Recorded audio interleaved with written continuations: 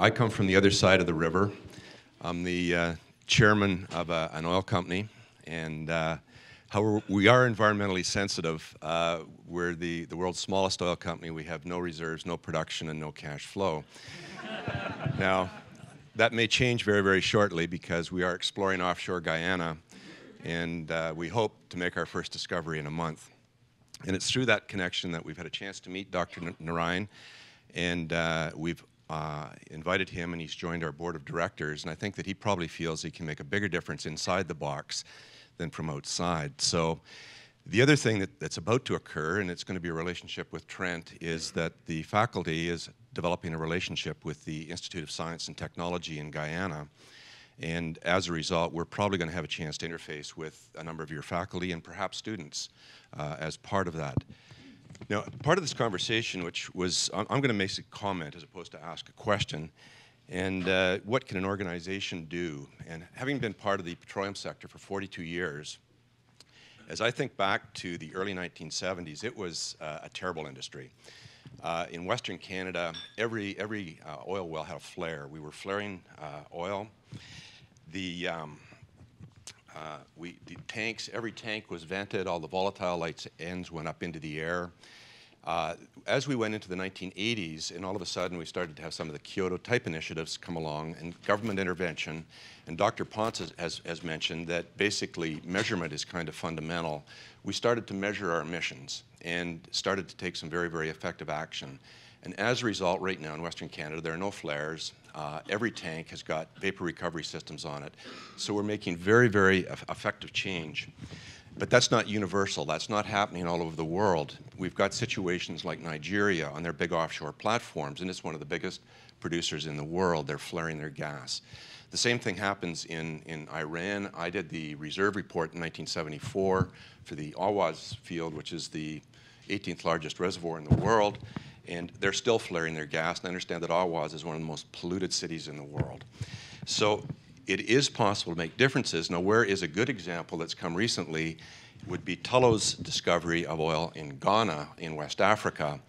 And they have just gone on production, but they're taking their solution gas, and as opposed to flaring it like their neighbor in Nigeria, they're either re-injecting it so they can maximize oil recovery or taking it to shore and using that natural gas that would have been a flared waste product to generate electricity through cogeneration. So the cogeneration is now a very efficient use of energy that not only creates electricity, but now we can use it for manufacturing processes.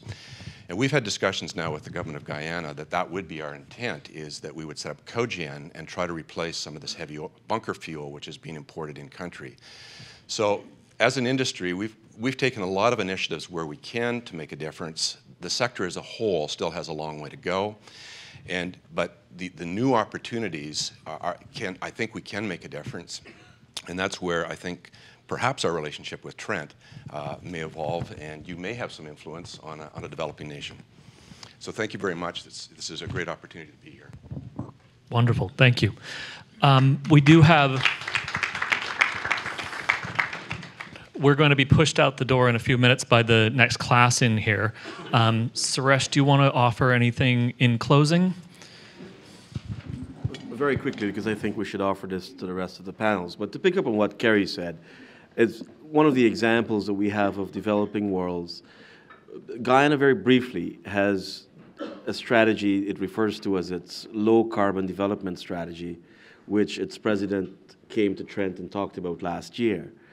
And even as we explore, because we can't afford not to explore petroleum resources offshore, the country imports 55% of its GDP in terms of imported energy. You can imagine why we can't afford not to. We have actually said that petroleum resources will be used to develop the low-carbon sectors of the country. And this is a very unique thing for a developing country to get off the trajectory that everybody else is on. And those are the kinds of interventions that the developing world can make. The Guyana's LCDS is on the website. You type into Google LCDS in Guyana and you'll be able to read it more. I don't want to take up more time. But it is a very exciting way of looking at development.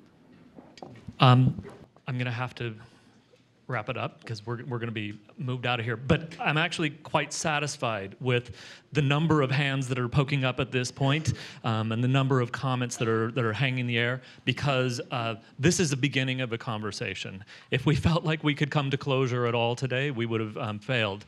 But I hope you've been inspired. I hope you've been incited. I would hope to hear more diversity of opinions and more, in the next conversation, I want to hear more disagreement from the panel. This is too easy to feel like we all have heard the moral call and heard the ethical call and are able to do something. It's not that easy. Would you join me in thanking the panel once again?